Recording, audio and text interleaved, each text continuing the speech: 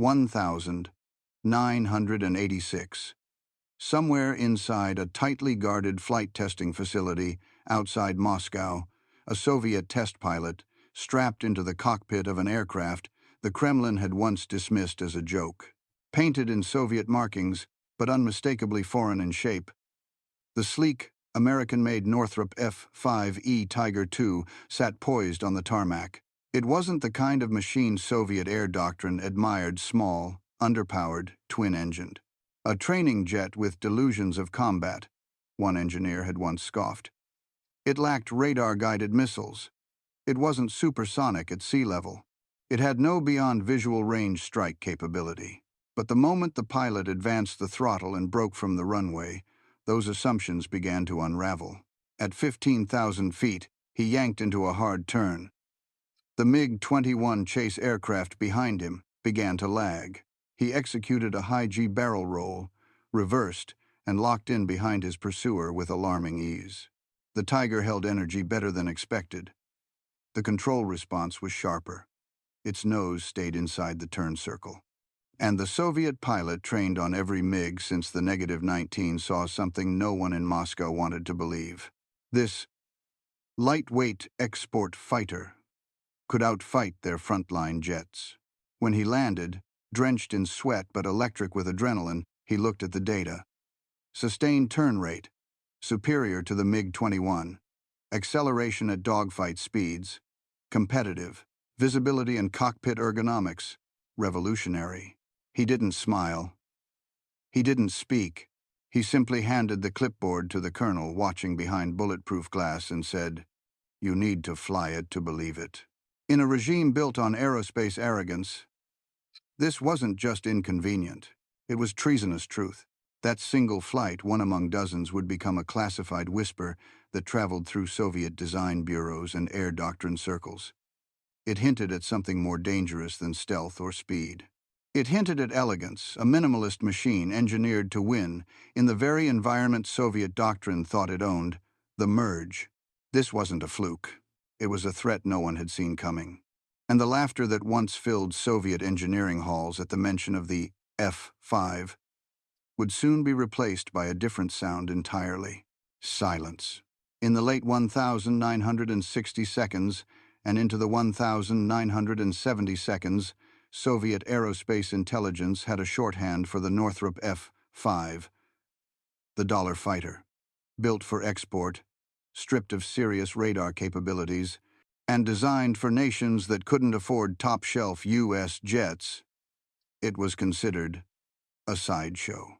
The real threat, Soviet analysts believed, came from aircraft like the F-4 Phantom, the F-111 Aardvark, and eventually the F-15 Eagle. The F-5? Not even worth a footnote in most Warsaw Pact briefings. The Soviet mindset was locked into a view shaped by tonnage, thrust, and range. Bigger meant deadlier. More weight meant more fuel, more weapons, more power. MiG 21 seconds, MiG 23 seconds, and the upcoming MiG-25 were the apex predators of this worldview. Fast-climbing, high-speed interceptors designed to catch and kill bombers and American strike aircraft before they reached Soviet airspace. So when early intelligence reports described the F-5 as agile, inexpensive, and in use by dozens of nations, they were interpreted not as signs of innovation but weakness. In the Soviet calculus, something light and cheap could not also be dangerous. It had to be compromised, underarmed, overrated. They didn't understand it because they didn't build that way. Soviet doctrine placed little value on visual range maneuvering. The MiG-21 was expected to fire missiles long before it merged. Turn rate? Low-speed handling? Guns-only engagements? These were regarded as outdated dogfight scenarios fit for World War II. Not the missile age, but America had quietly built the F-5 to do exactly that.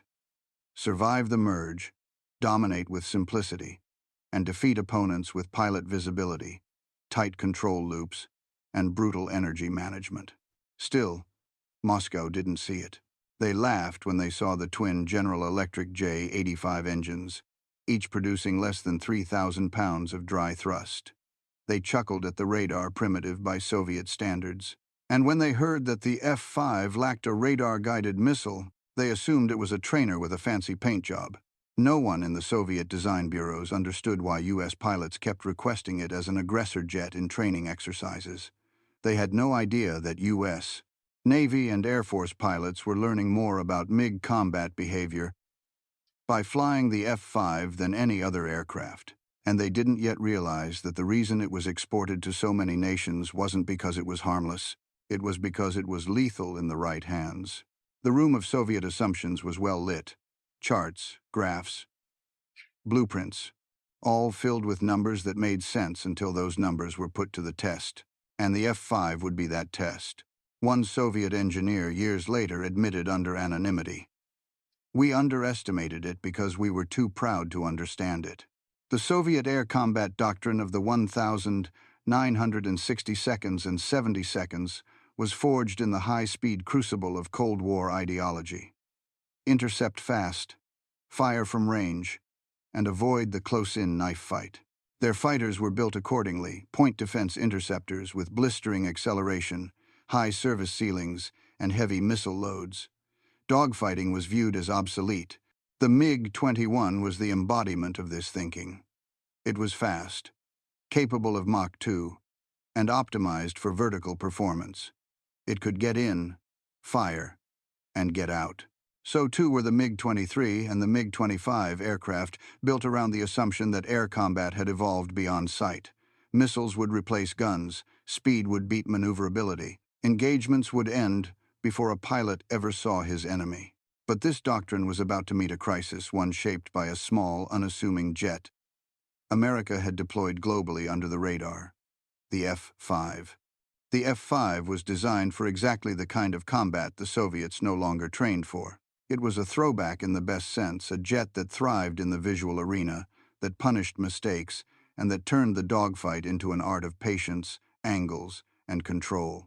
And it wasn't just theory. By the early 1,970 seconds, U.S. combat experience in Vietnam had begun to shatter the myth of the missile-only battlefield. American pilots flying F-4 Phantoms were shocked by how often they had to rely on guns in actual engagements. The Sidewinder and Sparrow were unreliable. Lock-ons failed. Merge was inevitable. The F-5 had been designed for that very outcome.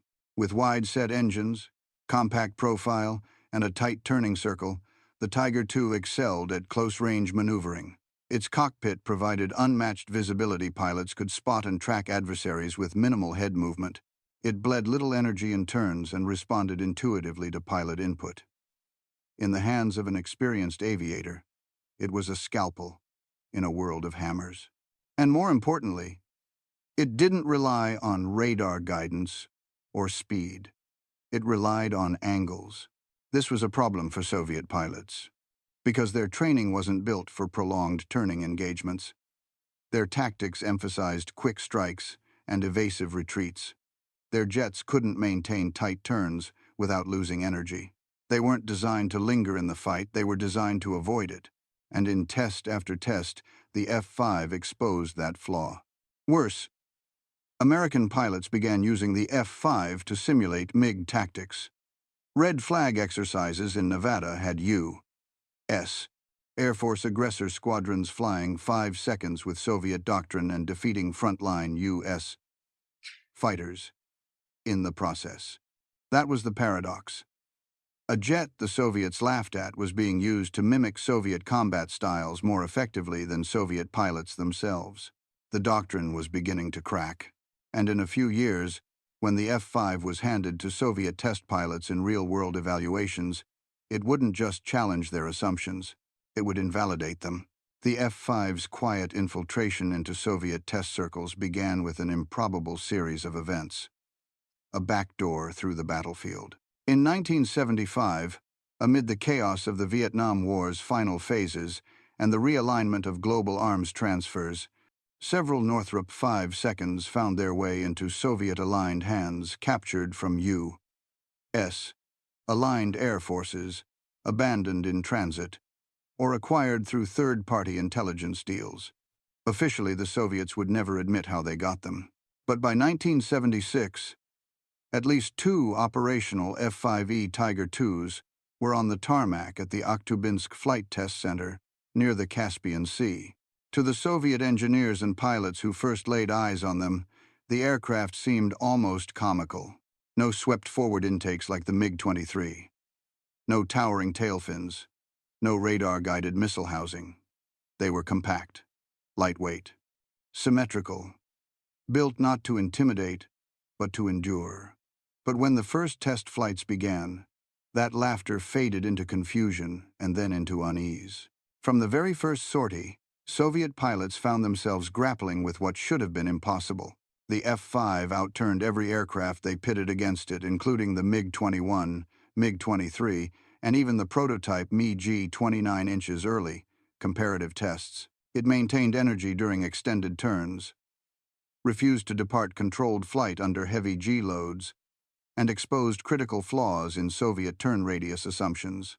At 20,000 feet in mock dogfights, the Tiger II routinely slipped into firing position against more powerful jets. The MiG-21 pilots found their radar less effective due to the F-5's low cross-section. The MiG-23 crews struggled to keep up in turning engagements. Even Soviet engineers began admitting that the Tiger's airframe achieved a level of aerodynamic balance they hadn't anticipated. And then came the vertical loop test. In a classified evaluation, a Soviet pilot flying the F-5 executed a series of vertical loops, maintaining tighter radii and higher nose authority than any MiG in the same test group. Engineers were stunned. The test data contradicted years of Soviet simulations that claimed the F-5 couldn't sustain such maneuvers without bleeding energy or destabilizing. They ran the numbers again. And again. Nothing changed.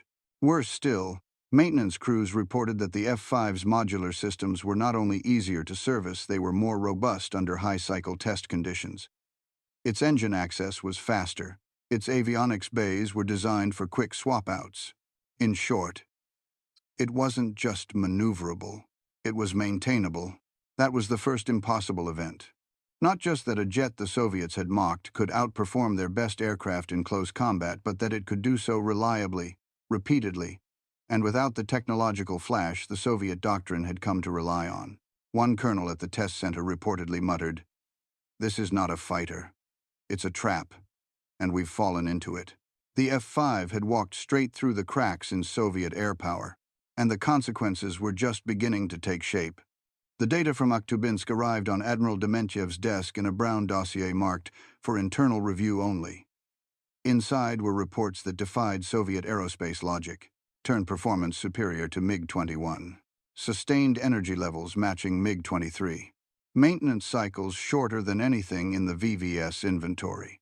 And worst of all, pilot feedback labeling the F-5 as a lethal close combat platform. The reaction from Moscow's Aerospace Command was instant and hostile. "This is Western exaggeration," one senior officer wrote in the margin. "They are trying to deceive us through Trojan technology." Others questioned the pilot bias, suspecting American trickery or hidden modifications. A few went further, accusing the test unit at Akhtubinsk of sabotage, of being psychologically manipulated by the elegance of enemy engineering. To Soviet command, the F-5's performance wasn't just impossible, it was politically unacceptable. The USSR had built its aerospace prestige on towering achievements: Sputnik, Gagarin, the MiG-25, and the first supersonic intercepts.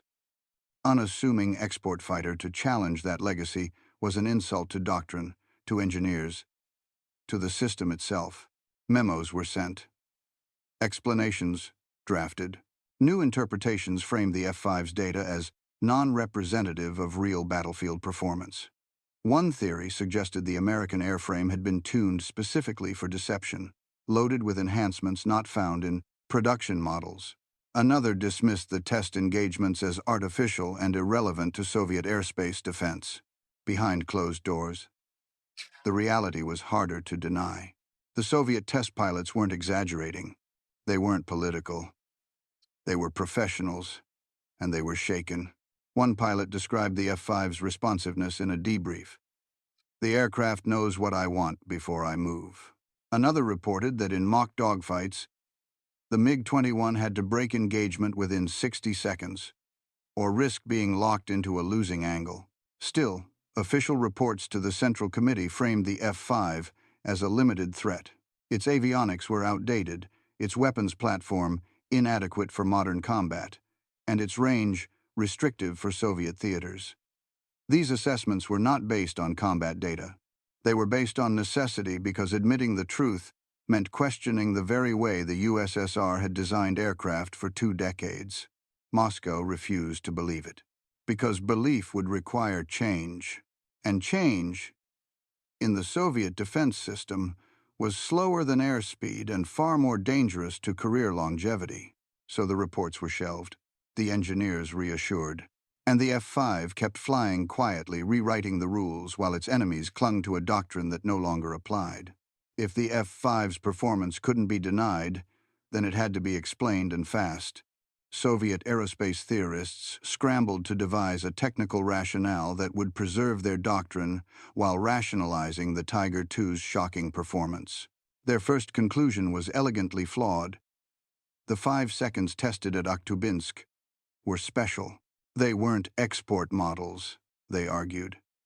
These were tuned, modified versions, perhaps enhanced for deception by the CIA or U.S. Air Force. Hidden avionics, altered engine modulation, airframe tweaks, invisible to external inspection. They pointed to small inconsistencies: unusually clean engine bays, flawless instrument response, tight wiring harnesses. No foreign air force, they insisted, would be trusted with such quality. The aircraft was too responsive, too balanced. And so the theory spread. This was not what America gave to allies. This was a golden model, a rigged performer. The real 5 seconds in Vietnam, Iran, and South Korea couldn't possibly match this. It was comforting, plausible, and completely wrong. What Soviet engineers didn't understand was that Northrop had built the F-5 with simplicity and replicability as first principles. It wasn't just the test models that were refined. Every F-5 rolled out of the California assembly line was modular, clean, and tightly engineered. It had to be. It was being shipped to 30 countries. Maintainability wasn't a feature. It was the mission. But Moscow couldn't accept that a mass-produced, low-cost, twin-engine fighter was outperforming its precision-built MiGs. So the special model theory became official truth. Training manuals were amended to reflect it. Test flight results were annotated with asterisks. Engineers wrote internal memos asserting that variances in airframe performance made the data unreliable. In classified seminars, officers reassured each other that the MiG-23's variable geometry, radar reach, and missile range would still win the day. They even proposed that the F-5's success in simulated dogfights came down to pilot familiarity. The Soviet pilots hadn't spent years training in the F-5.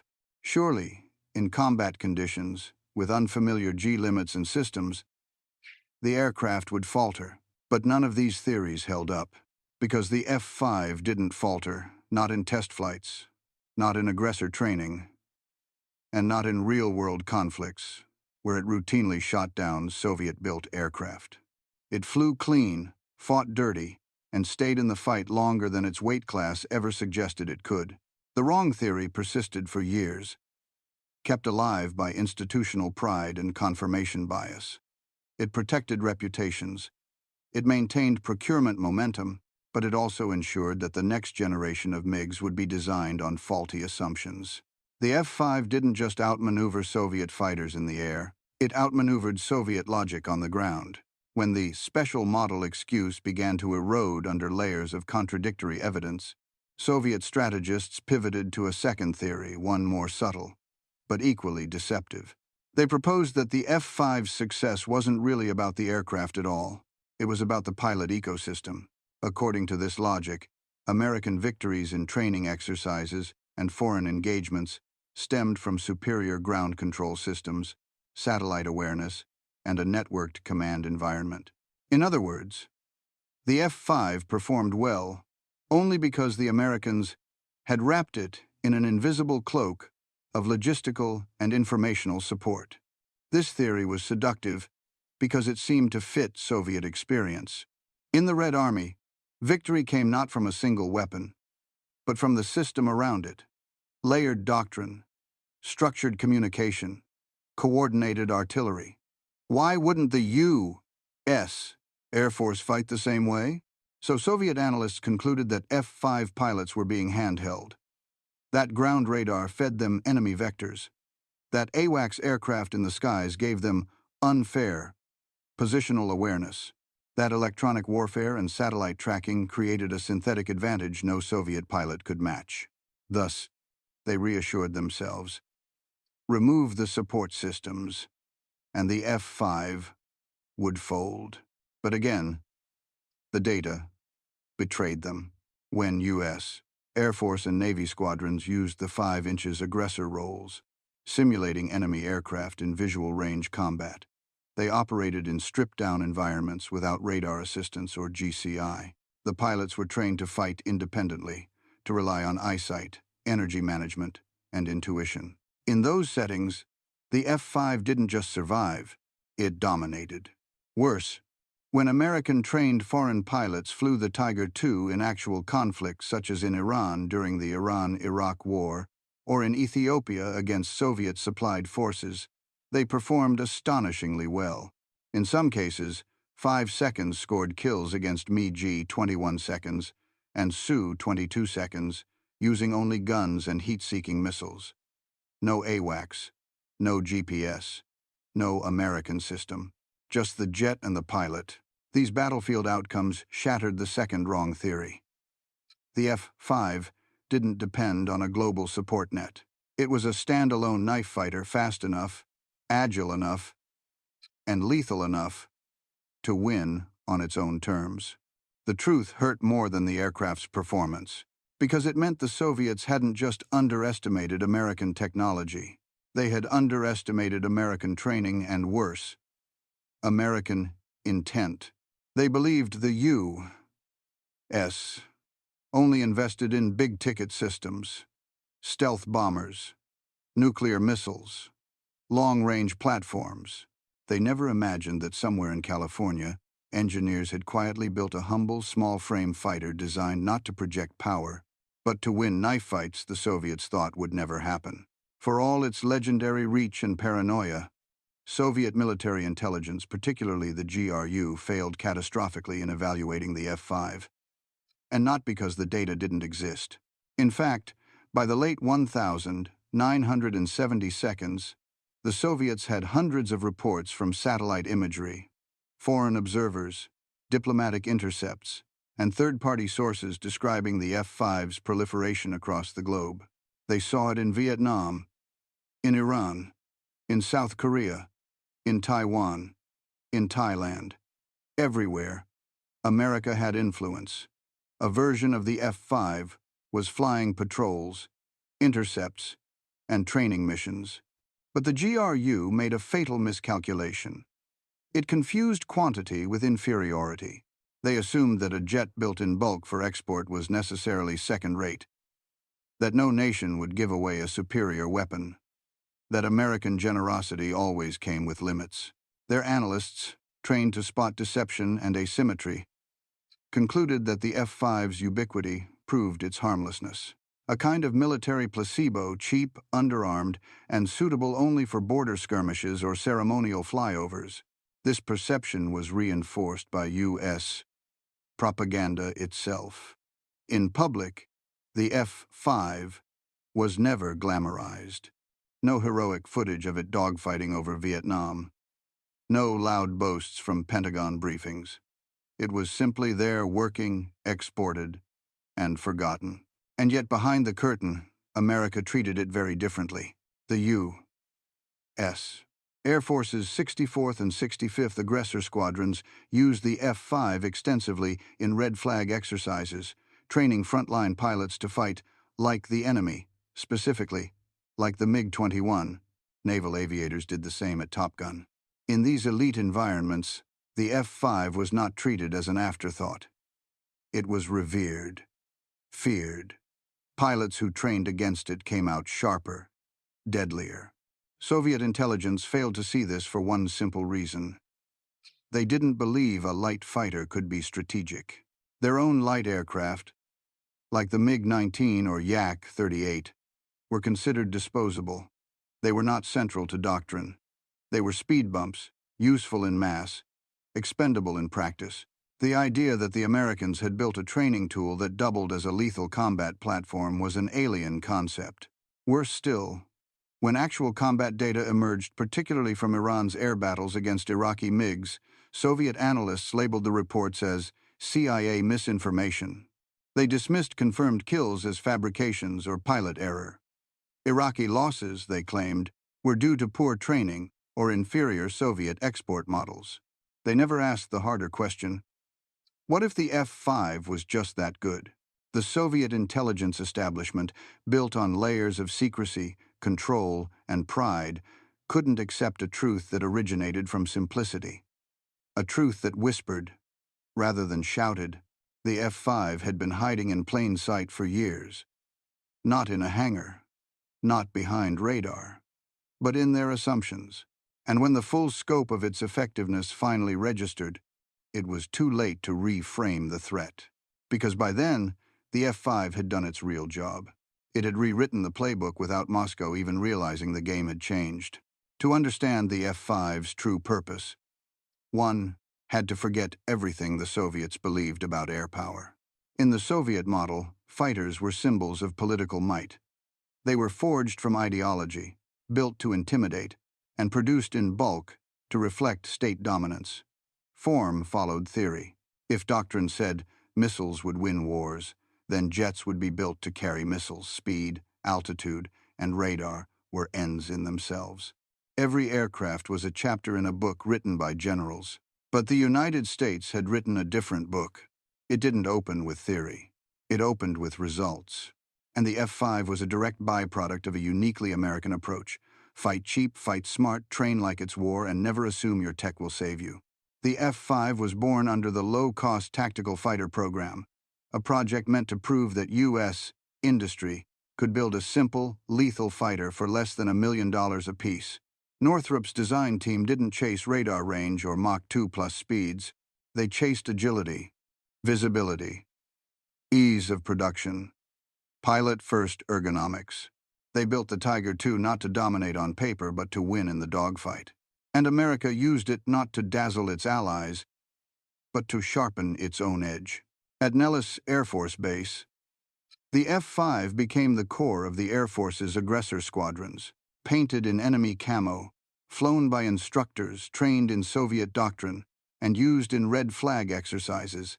These 5 seconds became the enemies that American pilots feared the most. Their compact profile made radar locks difficult. Their agility punished energy mistakes.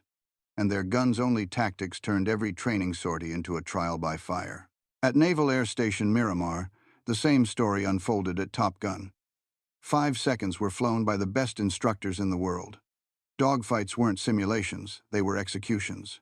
Pilots who survived the F-5's trap-like turns came out deadlier, faster, and tactically awake. This was the true American system. Train hard, bleed less. While Soviet pilots drilled in formation flying and ground-controlled intercepts, American pilots fought in chaotic, dynamic, and unpredictable air battles. The F-5 made those battles real. It taught pilots not to trust radar, not to outrun missiles, but to outthink, outmaneuver, and outlast.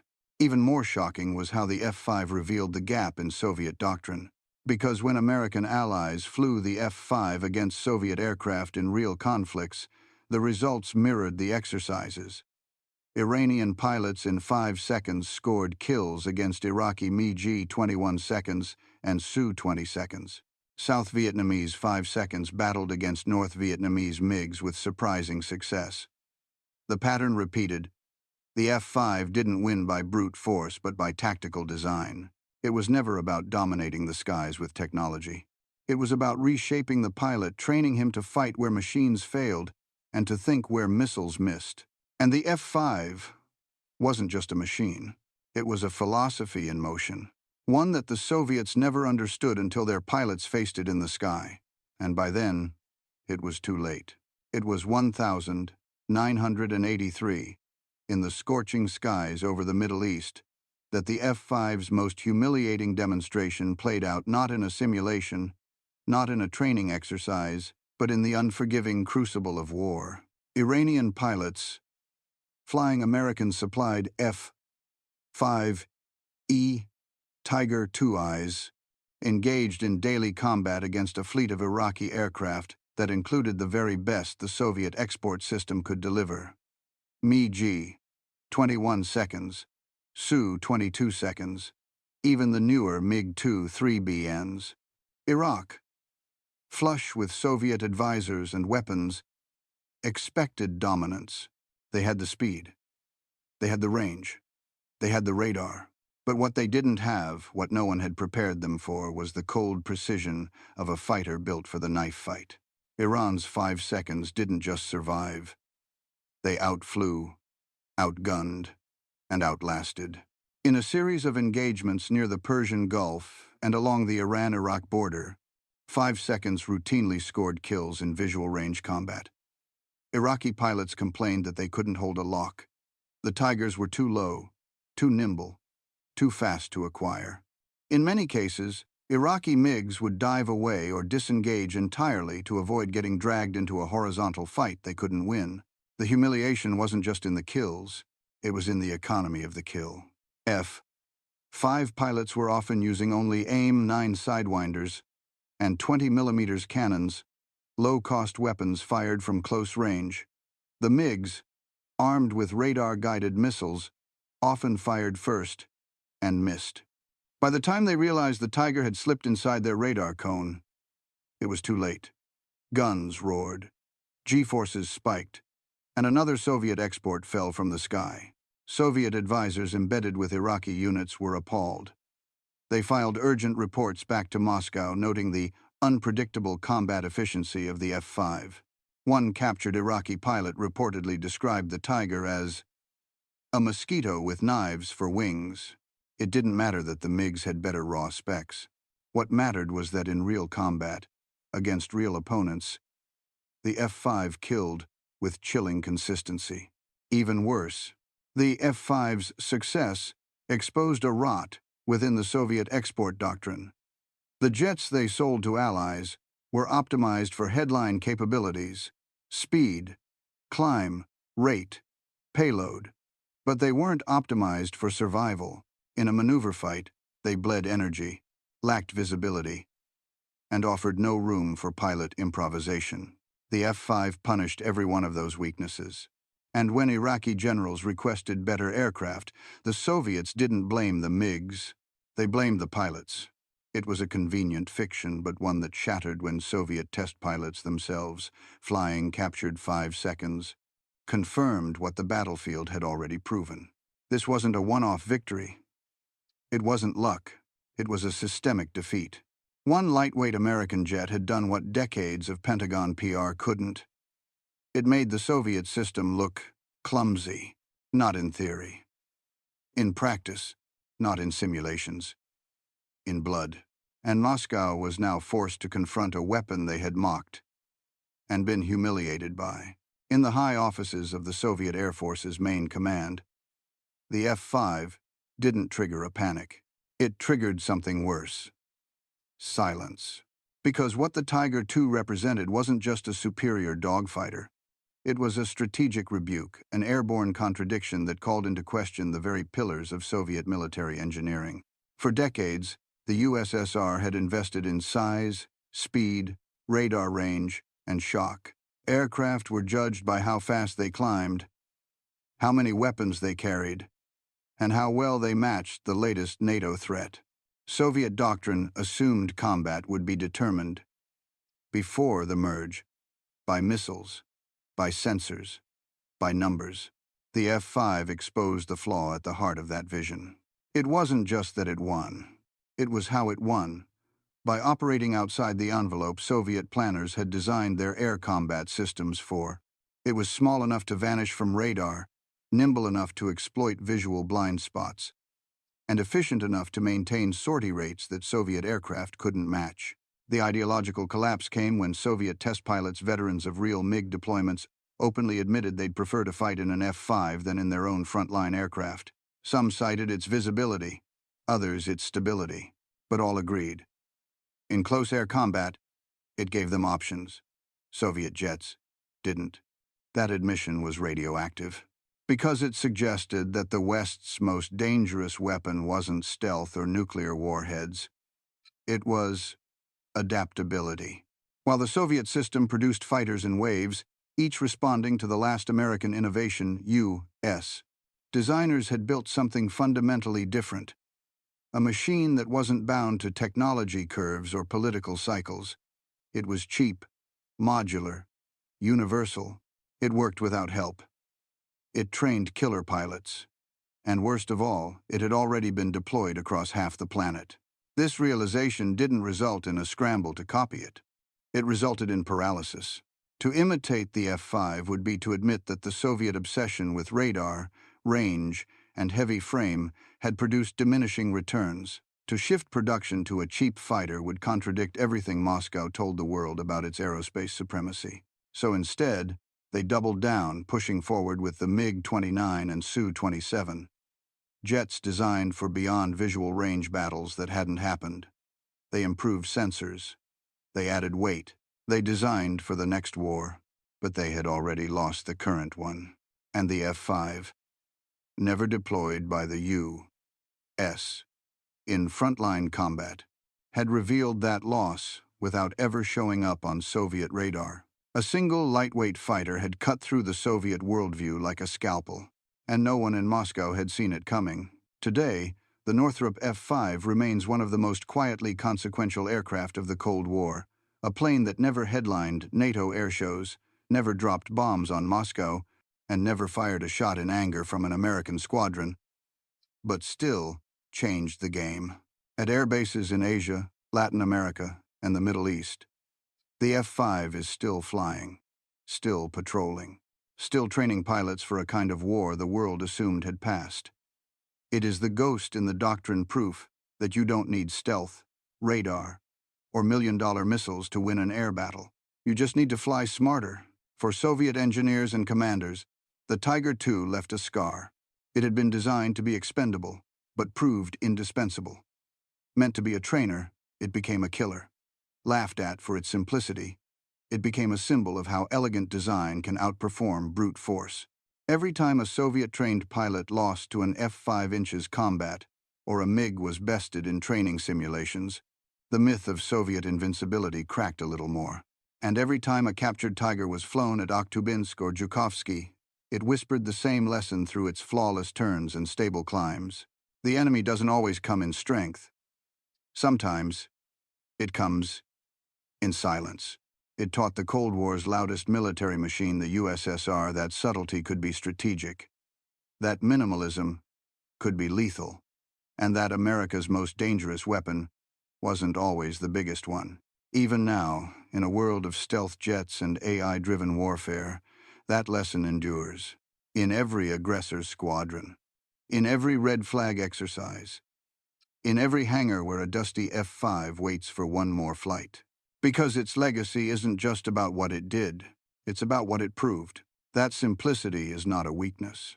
It's a weapon.